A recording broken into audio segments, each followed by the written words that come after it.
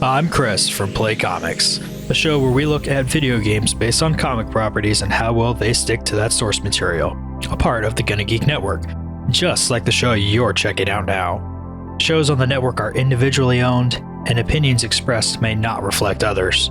Find other astonishingly geeky shows at GonnaGeekNetwork.com.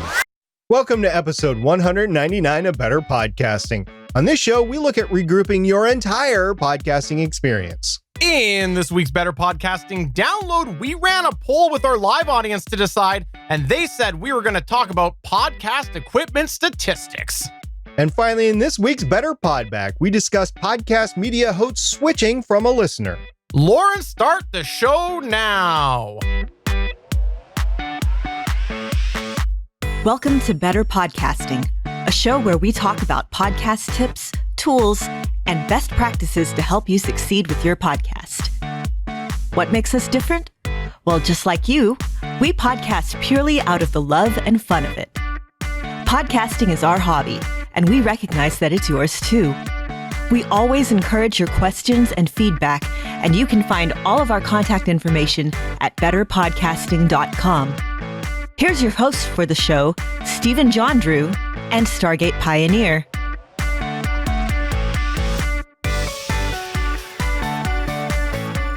Welcome to an all-new episode of Better Podcasting. I am Stephen Jondrew, and I am pleased to say the wonderful SP is here again this week.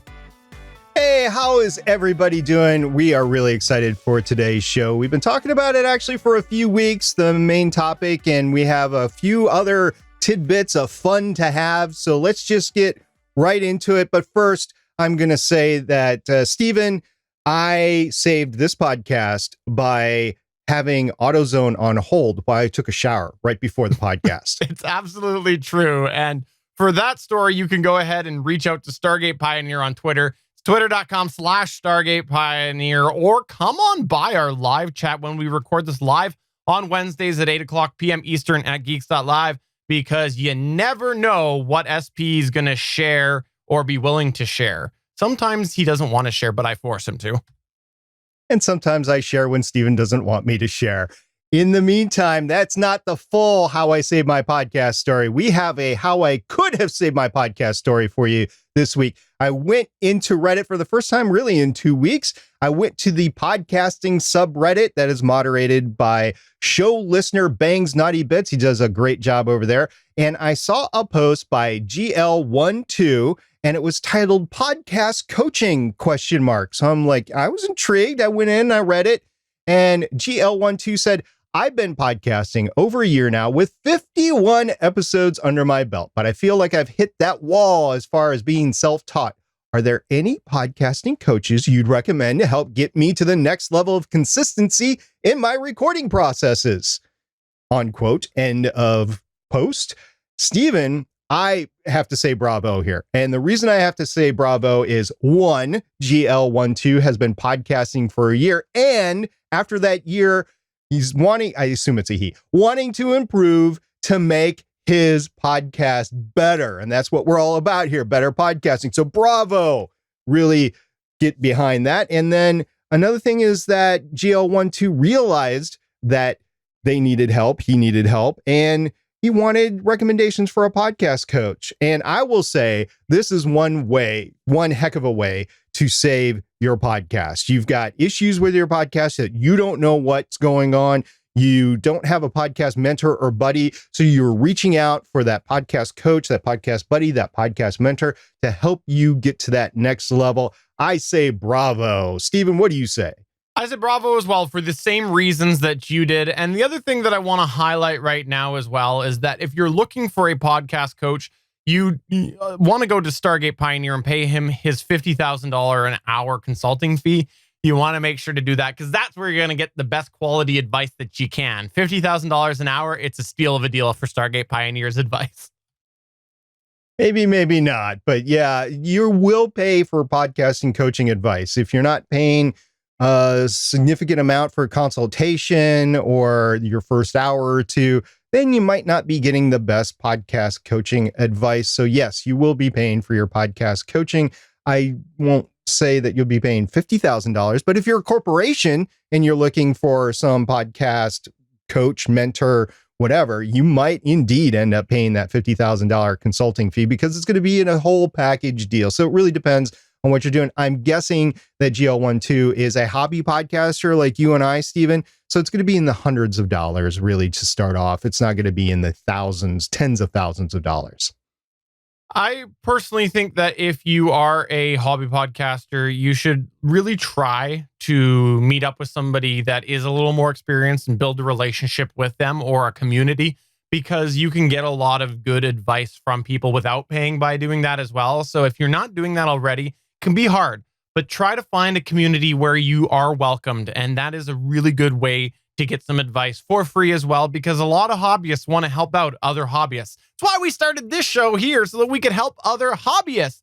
Except once Stargate Pioneer started charging me $60,000 an hour for recording this very show, then he became a business podcaster. A whole other story, though. And that's US dollars. That's not Canadian dollars. By the way, we do run this segment at the beginning of our show to share the communal knowledge. And we love it when our listeners chime in with their How I Saved My Podcast story. And if you have a How I Saved My Podcast story, we would love to run it. Make sure to include your name of your show, because we'll talk about it on this show. And you can always email that to podcast@betterpodcasting.com.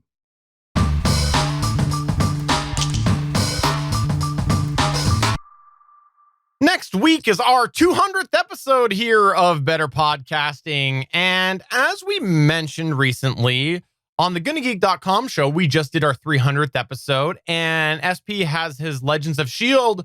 300th episode coming up very soon. And we've mentioned before on this show that milestone episodes can be a really good opportunity for you to reflect on that podcast and the status of that podcast. As well, think about some of the accomplishments that you've achieved with that very podcast. But as you start to get into some higher milestones and you've become a little more seasoned podcaster, it can also be an opportunity for you to reflect on more than just that show.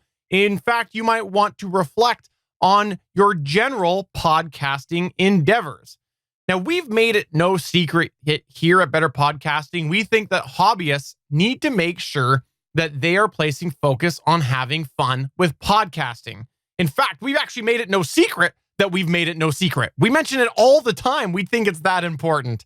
And one of the reasons why we think it's that important to make sure you're having fun is because there's so many other aspects of our lives that we don't always enjoy. For example, not the biggest fan of paying bills. I know SP gets his thrills on by it, but I personally not the biggest fan of paying bills. I don't enjoy a bunch of house upkeep that costs me lots of money that I'd rather be putting towards my hobby. And there are also some long-term projects that sometimes wear on, and they start off a little fun, but get worse, such as rebuilding a car engine that Stargate Pioneers talked about a lot. There are lots of things in our lives that can leave us feeling a little bit miserable, and sometimes that's even our day-to-day jobs.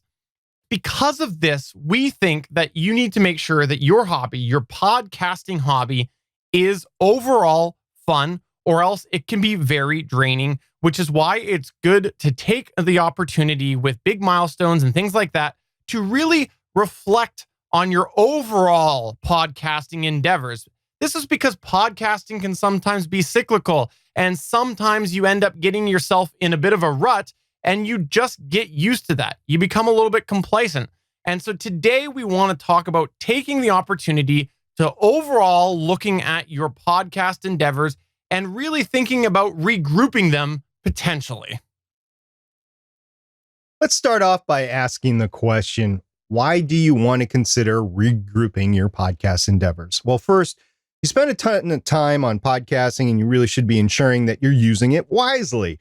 Sometimes you can get stuck in a rut and get your blinders on, which can stifle your creativity or even your enjoyment of your podcast hobby.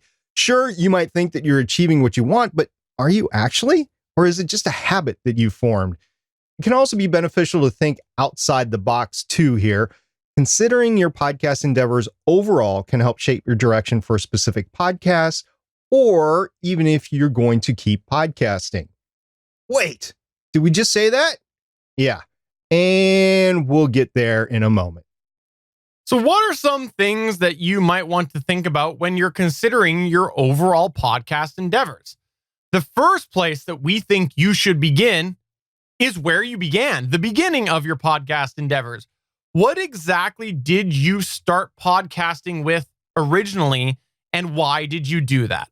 Is the reason that you chose to start podcasting still something that is interesting you or offering you personal satisfaction? Is it still meeting the needs of whatever reason you chose to start podcasting for? And are you still wanting to spend this much time doing podcasting? If the answer is no to any of these, then it might be time to consider moving on to other endeavors than podcasting. We've actually talked a little bit about this before. We've done a couple episodes, such as the one where we talked about how podcasting isn't for everybody, but we really, really want to just summarize right now and say that it's okay to not want to podcast anymore. Again, we've done full episodes on this. And maybe there's something else that you could do to satisfy that same craving that you had of why you originally started podcasting. An example that I'll share is that I got into podcasting originally because I wanted to fill a void of doing video work. I really enjoyed doing fun little video projects, but then there was not really much I could do at the time, and podcasting was very similar, so I decided I wanted to do that instead. Well, now things have changed a lot, and creating video projects is a lot more accessible because of things like YouTube and other live streams and things like that. And if I didn't want to podcast anymore, I might find personal satisfaction in just focusing on these video endeavors because, again, podcasting originally was to fill a void for me. One of the reasons I got into podcasting was to ensure that there was a space or a community for people to be able to discuss and enjoy current science fiction projects in the theater or on TV, perhaps books. And at the time on the Sci-Fi Channel, or Skiffy Channel, as it's now called, Continuum, there were two shows on, Continuum and Defiance, that I wanted to ensure that there was a place for communal discussion. And as it happened, I developed a podcast called Voices of Defiance.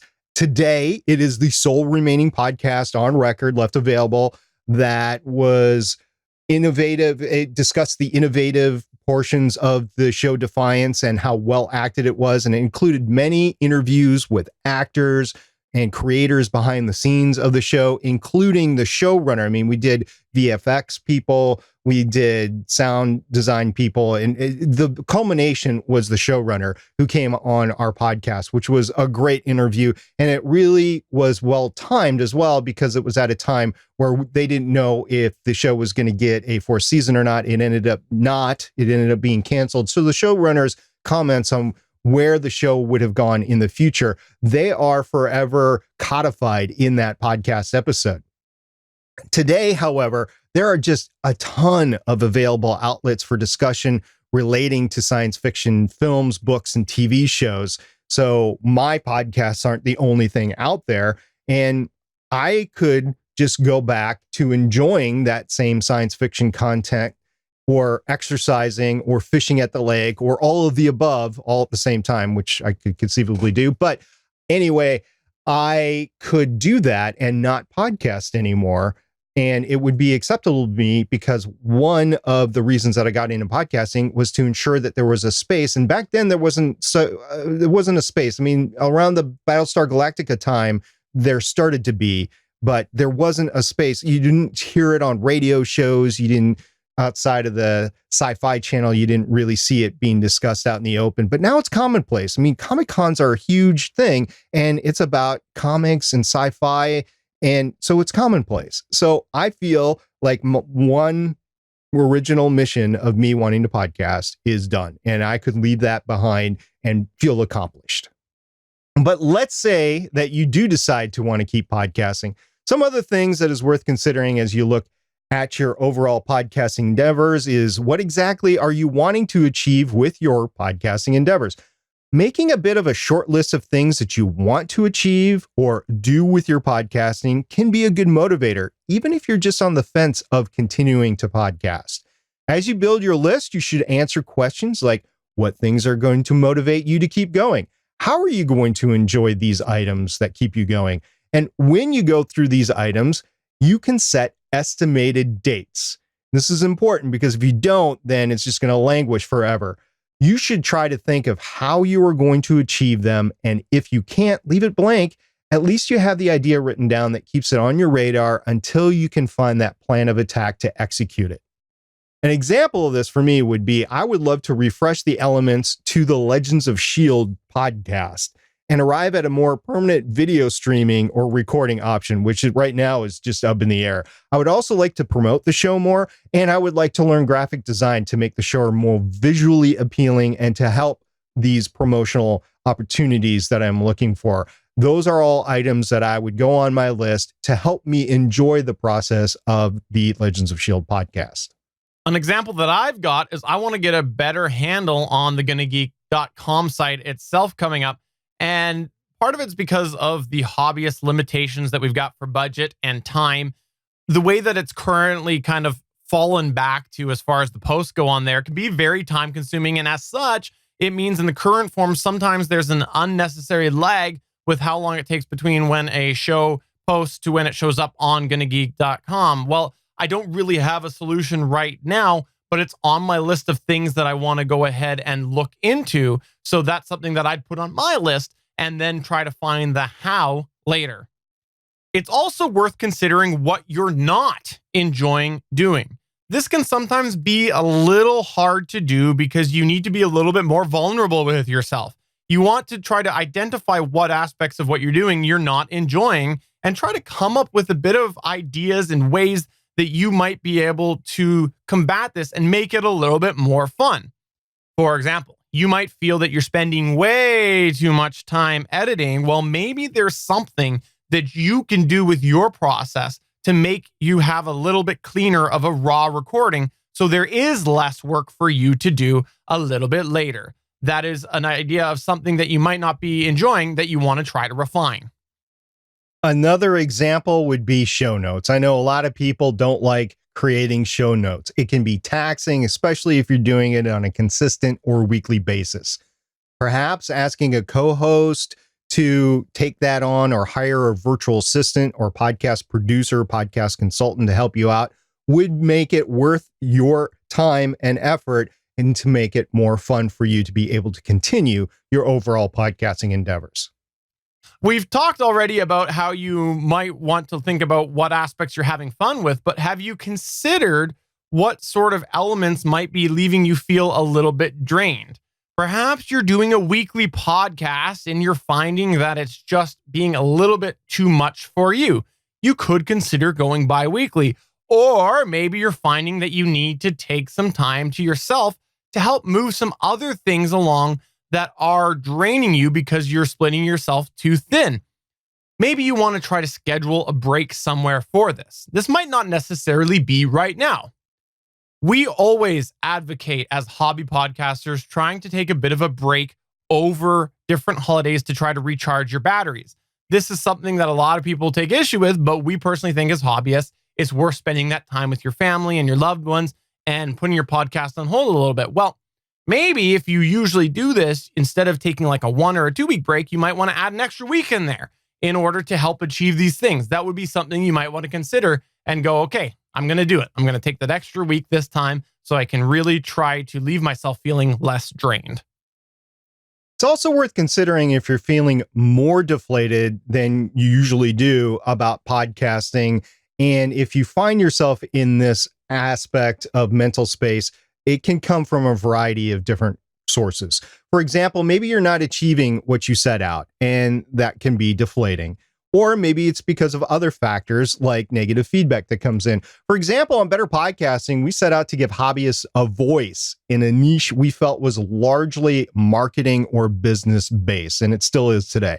With many people getting into podcasting with in our opinion, a misguided attempt to make money fast, this can sometimes exclude us here on Better Podcasting from certain crowds, groups, organizations, and associations. Sometimes that interaction can be quite negative. And contrary to how we may seem out in the open, we're not robots. We do have feelings too. This is something that could be easily deflating if the same things happen to you on your podcast, and could be consideration if we were considering our individual future podcast plans. So you got to think of this stuff as you're going on. Maybe the negative interaction is what it's causing you to be more deflated than usual. And if you are feeling deflated, is this something that you think that you're going to be able to get out of? In some situations, you're not going to be able to, or maybe not want to be able to get out of it in order to keep your podcast going. And the thing is, you'd have to decide, of course, is this even worth it to you if you're not able to get out of these situations and continue on your podcast? For example, maybe you enjoy producing content for people, but you don't really want sort of the inherent feedback that comes from podcasting. Usually there's a way to get an email address because your RSS feed usually has one in there. Well, you could potentially instead start doing some YouTube projects and turn off the comments on there and never go back to, a profile that maybe is exposed a little bit. You could create a secondary profile, the page that they would never, ever be able to link back to you, and you turn off the comments and you don't advertise your email. Well, there, it's a one-way street. Nobody's going to be able to get in touch with you and say how much they hate the beeps in your video. Okay, I'm talking from experience there. So there are ways that you could still create content, but exclude yourself from the public. One of the hardest things to do with starting a new podcast is that you're starting with little engagement. And if you're already getting little engagement with your show, that's potentially something that you might want to also think a little bit about your endeavors. Maybe the podcast that you're doing is subject to a lot of negativity, and maybe you want to go ahead and try starting a new project that you think might get a little less negativity. Well, if you're not getting a lot of audience traction as it is with your current show, well, who cares about starting a new one? Because if you're just getting haters on the one and you have a potential to start something new that's going to be a little more fun and also start with little to no audience, well, you're really kind of at a wash, and at least you might enjoy doing the new thing a little bit more. But while we're talking about that, perhaps there's something supplemental that you want to consider doing to help reinvigorate yourself if you are indeed feeling that way. Today, we're talking about the broader scope of your podcasting endeavors, and it's worth considering that it might not be a specific project that is causing you to feel a certain way. Maybe it's that you need something new or fresh in your scope of hobbies in general.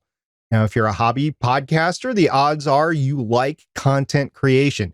Perhaps there's something else you want to try to add to your list of hobbies along the same lines. Maybe you want to start to do some live streaming. Maybe, as Stephen alluded to before, you want to do YouTube videos. Maybe you want to get into creating websites and website content creation.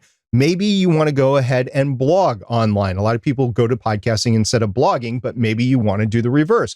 Or maybe you want to take a hard left and do full writing of novels. You want to become an author. Or maybe it's not even content creation related that you want to pivot to. Maybe if you truly enjoy creating podcasts, but you're feeling a little bored, you may just need a little additional hobby. Of course, you're going to need to consider how to squeeze that in. And we're talking about time frame here. Are you scaling back a project to enable you to go and create a new hobby? Are you ending a project? Are you changing the timeline of a project? You have to take time into consideration, right, Stephen?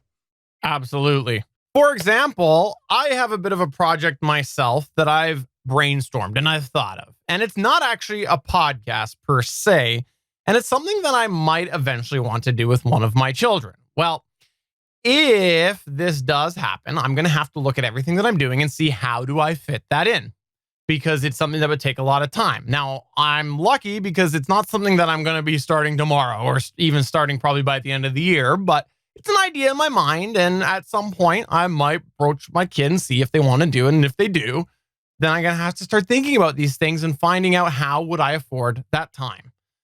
So, well, I'd probably want to think about that before I broach my kid. Don't want to get his hopes up, but that's a parenting story for another podcast.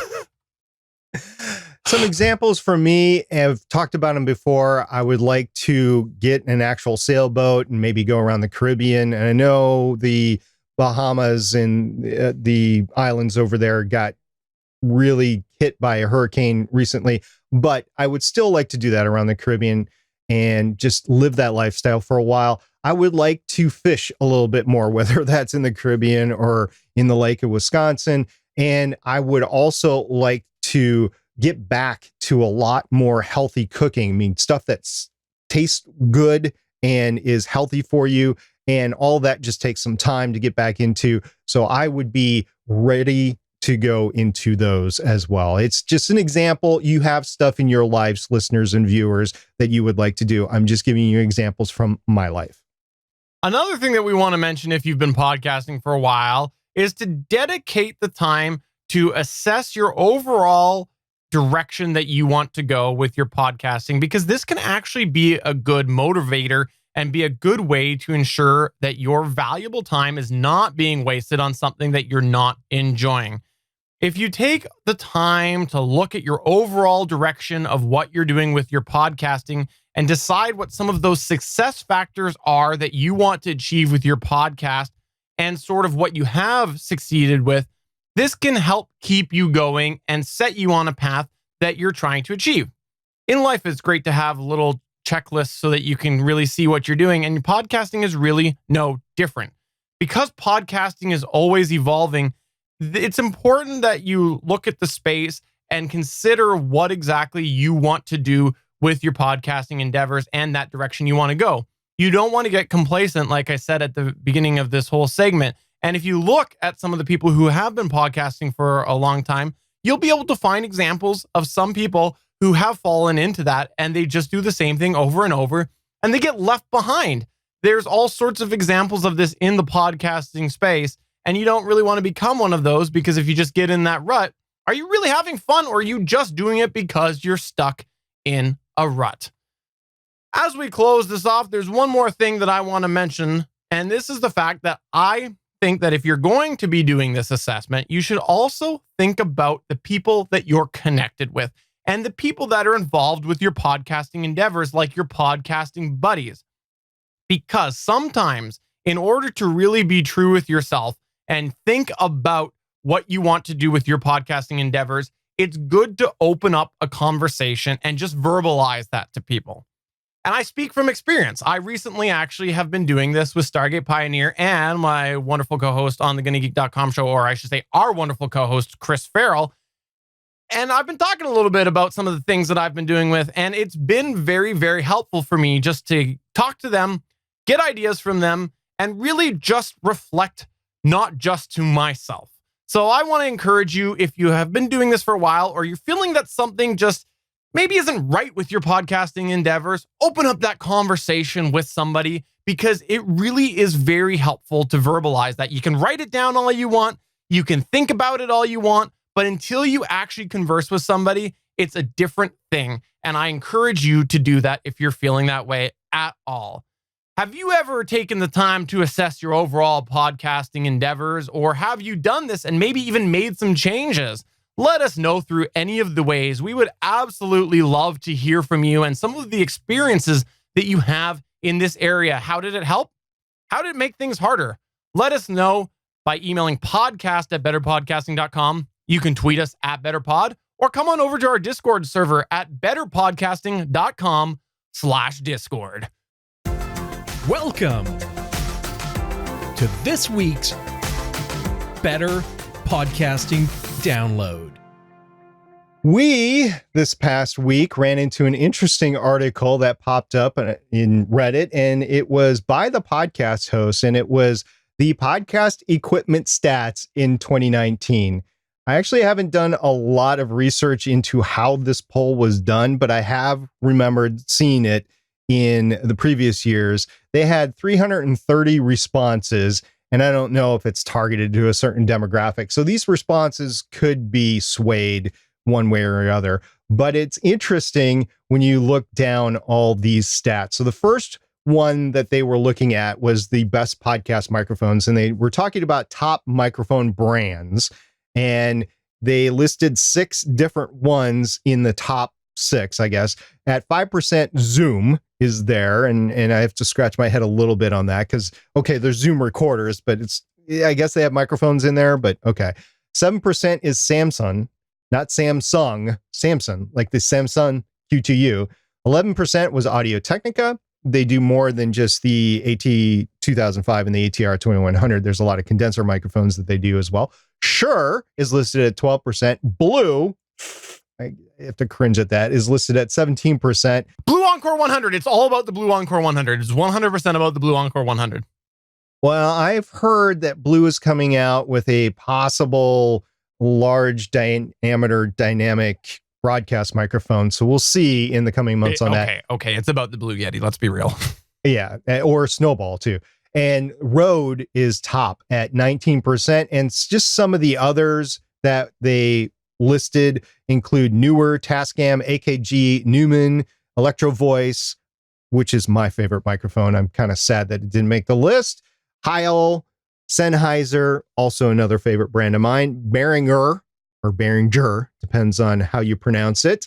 MXL, and others. So, yeah, okay. I can see that. One microphone brand that I didn't see on here was the SE Electronics, which I think they make some really good quality stuff. So get that into your lexicon, SE Electronics. That should be one of the brands that you recognize with microphones. Okay.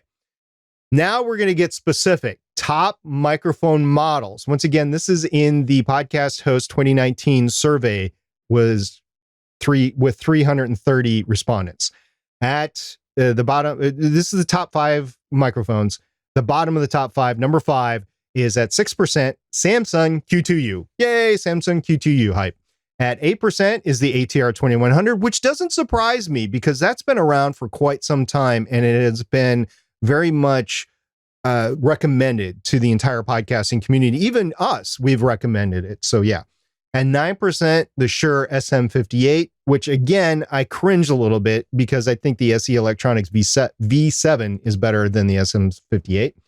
And then the next two, oh my gosh, at 9%, the Blue Snowball. Are you kidding me? Ugh.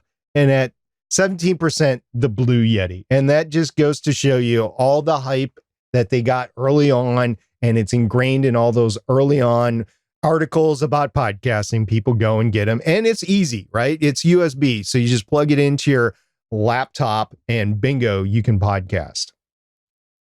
You know, the next one that you've got here about the types of microphone, it's making me happy. It's moving, SP. It's moving.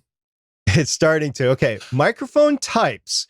And there's 3 different types, and I don't know how to feel about the third type. But anyway, 35% use a dynamic microphone. Yay! Congratulations on you 35% out there. 29% use a condenser microphone. I don't know how to feel about this because I don't know how many of those people have a adequately treated environment. And if they do, I would say they're foolhardy with their money. But if they do, then a condenser microphone, it would work in that. So, okay. And 33%, and I have to question this, use a USB microphone. Okay, what kind of USB microphone is it? Is it a dynamic microphone? Is it a condenser microphone? Is it a ribbon microphone? I mean, I don't know. What kind of microphone is it? I'm guessing it's mostly condenser microphones, but you never know. People might use their ATR 2100 and consider that a USB microphone. So I don't know what that split is of using a USB microphone. Should we just take half and half? I mean, I don't know. What do you think, Stephen? That's the part that I thought was flawed on this. I guess they must be sort of talking about not using USB at all, but I don't know. It says, okay, there's actually a note on here and it says, before you write in, we know these aren't mutually exclusive. Plenty are using a USB condenser mic, for example. It just made sense to combine these stats on type. I don't agree with that. Anyways, made sense. Yeah, I wouldn't report that. Okay. Mic stands, which was the next question in their survey. Do you have a stand for your microphone? 13% said no. And yeah, I can see this if they're hand holding their microphone, if they're going out in the street and doing interviews or something like I could see that. Okay. 24% said yes, it came with the microphone. And Stephen is using his great stage looking dynamic microphone right now. 12% said yes, a floor stand. And this warms my heart, Stephen, because this is shock mounted for the most part. It is movable. It is something that gets out of the way of your hands for the most part. A boom arm, 42%. Yes, a boom arm. Ding, ding, ding. 6%, yes, a desk stand. I started out with the desk stand. Steven, I think you started out with the desk stand too, right? No, I started with a floor stand, like a floor boom. Okay, 12% was a floor stand, and then 3% was other. So, okay, I don't know what this really points to other than a boom arm is usually what's used in a studio, but okay. Pop filters. This is something we talk about all the time, right? Pop filters to try to mitigate those plosives. Oh, we're not talking about pop like soda? Ooh, I'm using the wrong type of filter. We're talking about the type of pop that Robin Sparkles used to be. Fair enough. Okay, for those that don't get that reference, Robin Sparkles was a stage name for Robin in How I Met Your Mother, as she was a Canadian rock star in the 80s. Or was it 90s? I can't remember. Anyway, the question in this survey was, do you use a pop filter or a windscreen? 20% said no. Oof, not even a windscreen? Okay. 36% said a pop filter, which is good. I mean, if you equate that to 42% using a boom arm, 36% using a pop filter, that's probably pretty good stats to correlate right there. 26% use a foam windscreen. Steven, when you and I are not using a microphone that has a pop filter, we usually put a windscreen on it. 15% said both.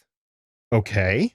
I don't know how I feel, but I know Emily uses both, but I don't know for the average person. I don't think both is a good answer. 1% said don't know. Okay. Maybe you shouldn't be podcasting. I'm not sure. Okay.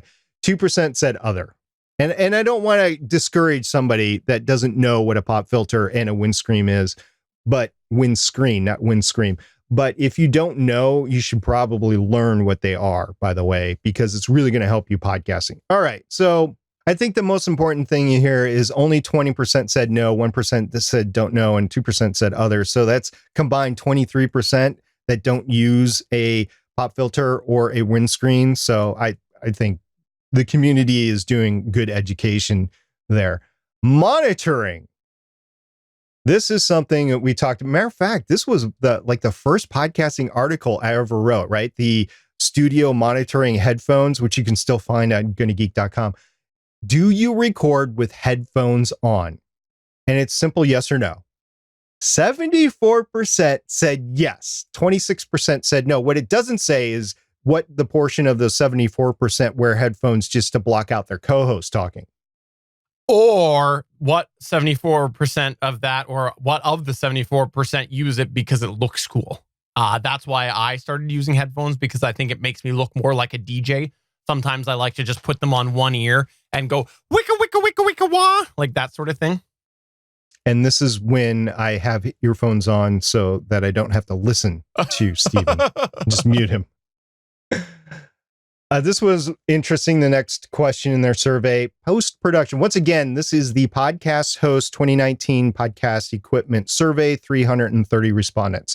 Post-production. What do you use to listen back when editing? 74% said headphones. 15% said normal computer speakers. 9% said studio monitors, and 2% said other.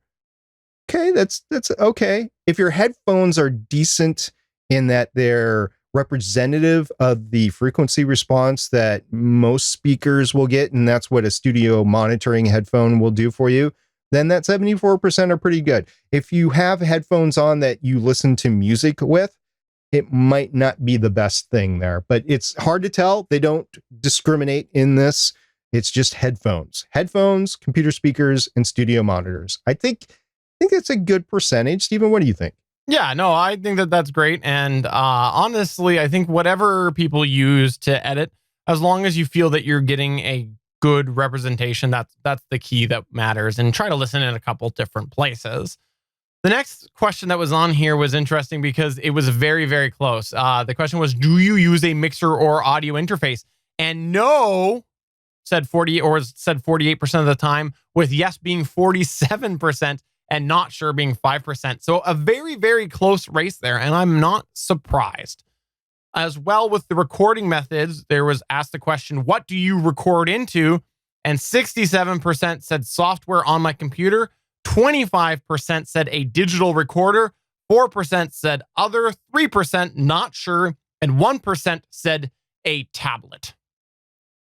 I think my main recording capability into my dual cassette tape deck that I have in my studio, I think that would fall under the 4% other, right?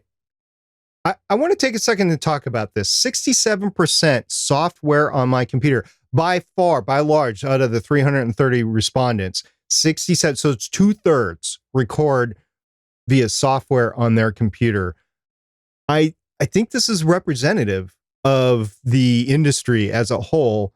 And it's one of the things that we just want to make sure that you, as a hobby podcaster and as a listener to Better Podcasting, that you take some sort of backup. Now, whether that's to a second computer or whether that's a hardware recorder or whether that's like an online recorder versus a software recorder to your computer, I think you need to have that backup going. Otherwise, if you're just recording via software on your computer, odds are at some point in time, it'll probably be some important interview that you have that it will stop working. And that's when you'll need your backup. So just make sure you have a backup when you're recording directly to your computer. There was also a question for the video folks like ourselves who do video along with their podcast. And the question was, do you video record your podcast? 83% no and 17% yes. Now, as people who do video live stream shows, we're highly not offended by this at all, because we've made it no secret that we prioritize the audio for this show. We do the video for other aspects. We do it because it's fun, like I talked about earlier. And honestly, I'm glad to see this, because I think that people need to remember that a podcast is different than a video show. And yes, you can sometimes merge the two like we do, but you need to be aware of this fact. Otherwise, you end up just having people listen to a audio track from a video file, and sometimes that really helps tune them out because it's all about visual markers and things like that they really need to see. Now, the last question is similarly to the penultimate question that Stephen just went through. Live recording. Do you broadcast live during your recording? 90% said no, 10% yes. And I think both of these questions mimic the answers that we get back in our polls whenever we throw one out. We just did a few weeks ago. We did a poll and we asked if people did video recording or if they did live recording.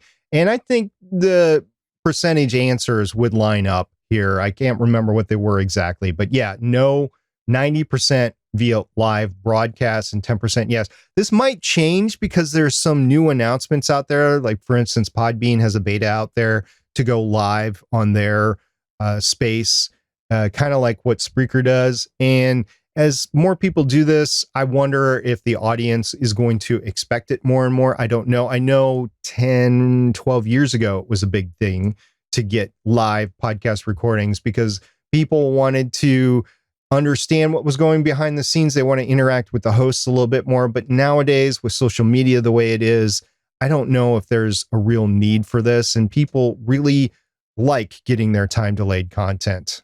And that is, I think, I don't know if this will change or not. I think it will always be more no than yes, but I think that it will change in the future. Agreed. Well, if you got any feedback on this or you have a suggestion for a future Better Podcasting download, get in touch with us through any of the ways. And if you want to send us an email or a video clip, go ahead and do that. You can email that to podcast@betterpodcasting.com.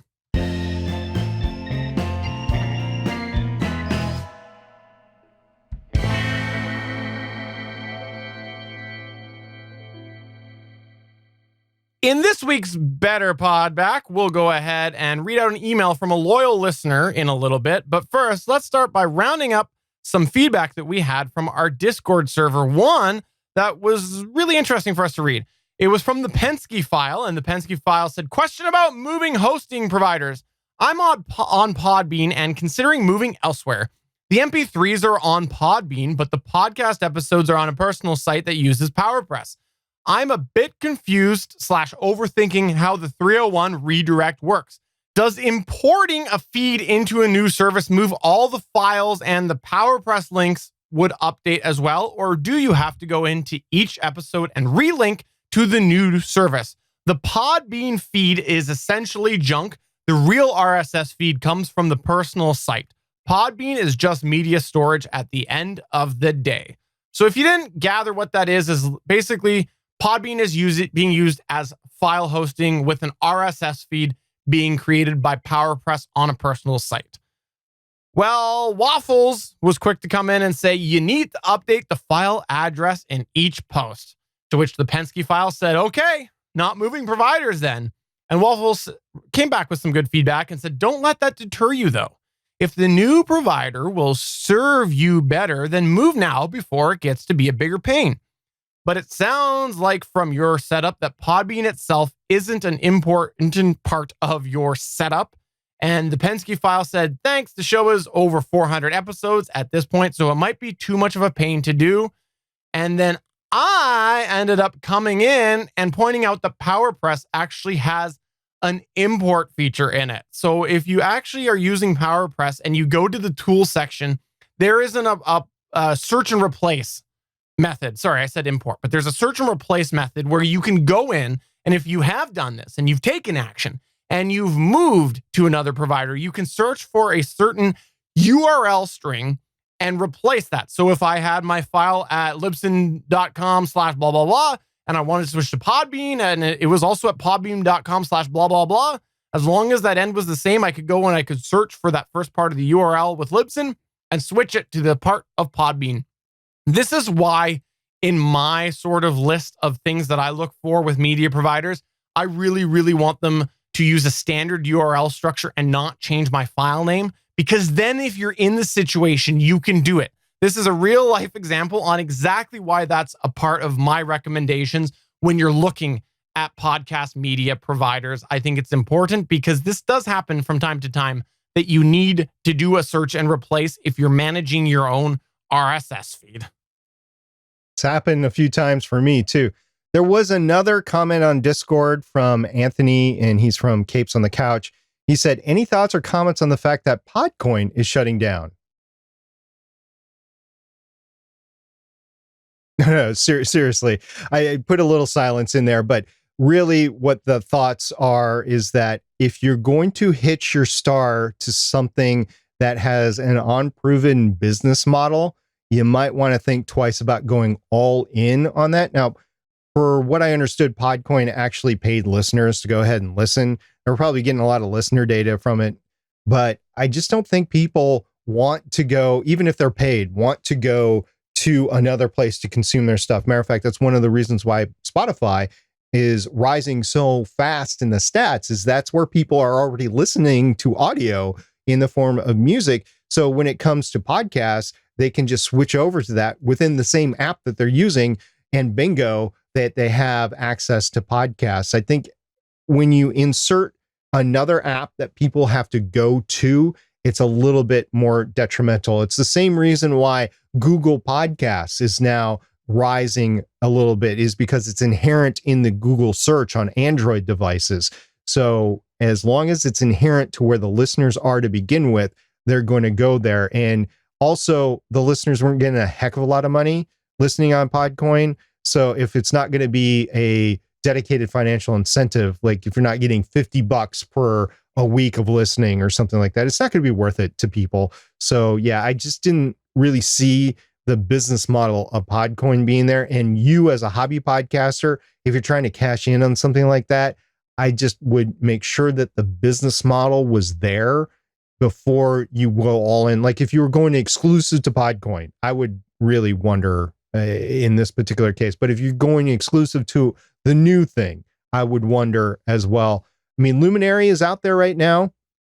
And if you wanted to go exclusive to Luminary, you'd have to have a big enough audience in order to maintain any money coming in to pay for things.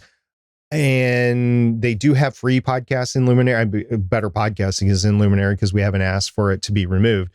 And I think that that is a little bit better, but you're still running into that paid wall content. So yeah, those are my thoughts on Podcoin shutting down. You just have to look at the business model of these players and directories and distribution hubs before you go all in on them. Agreed. And lastly, let's do something that it's been a while since we've done, and it's an email from loyal listener Johnny Pennington, to which I will recycle a joke I've used before. Let me use my best Stargate Pioneer impression. Johnny Pennington writes, "Hey guys, in Better Podcasting episode number 198, you did not present your usual How I Saved My Podcast segment. You explained that you hadn't had any new examples sent in by audience members on how they saved their podcast. Additionally, you said that you preferred their examples over your own examples.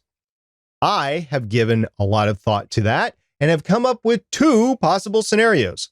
The first is that perhaps Better Podcasting is a victim of its own success, that over the course of almost 200 episodes, you have solved so many of your audience podcasting problems that they now rarely ever have a problem with their podcast. Congratulations, guys, as your show is not only entertaining, but really is the lifeblood of your audience's podcasting success.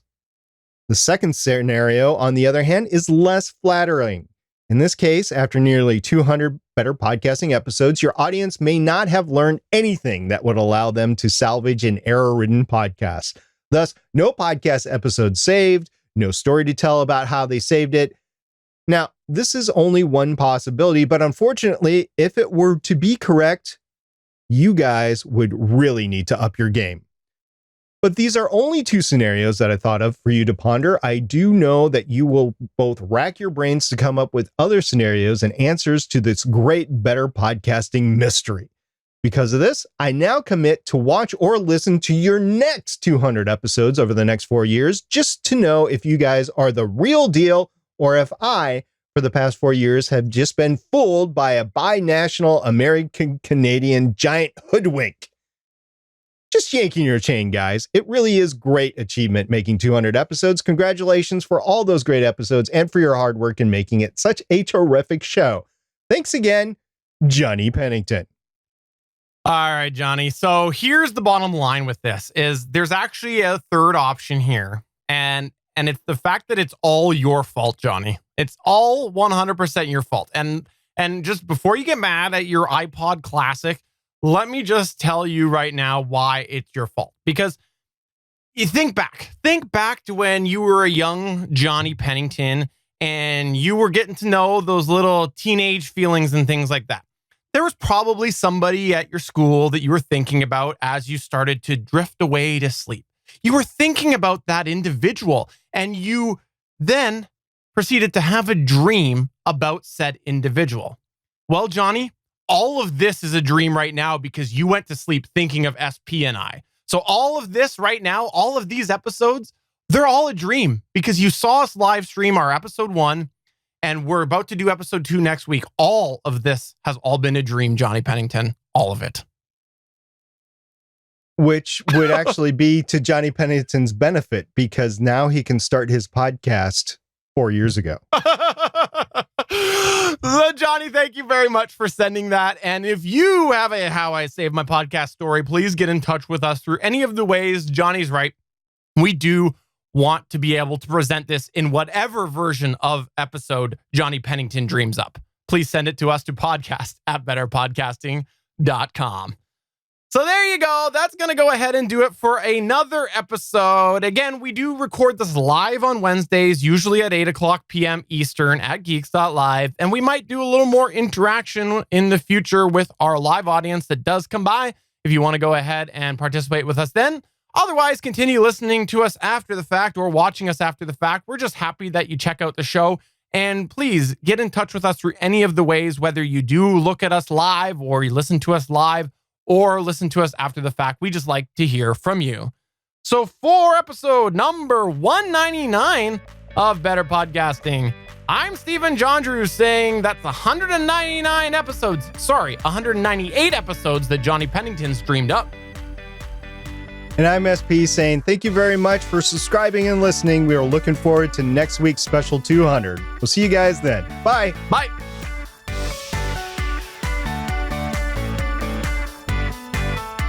Thanks for checking out another episode of Better Podcasting.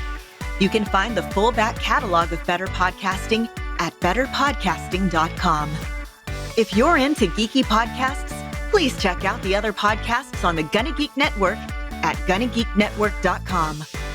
This show was produced and edited by Stephen Jondrew of GonnaGeek Productions. Voice work was done by L.W. Salinas. Thanks again for listening or watching, and we hope to see you again next week.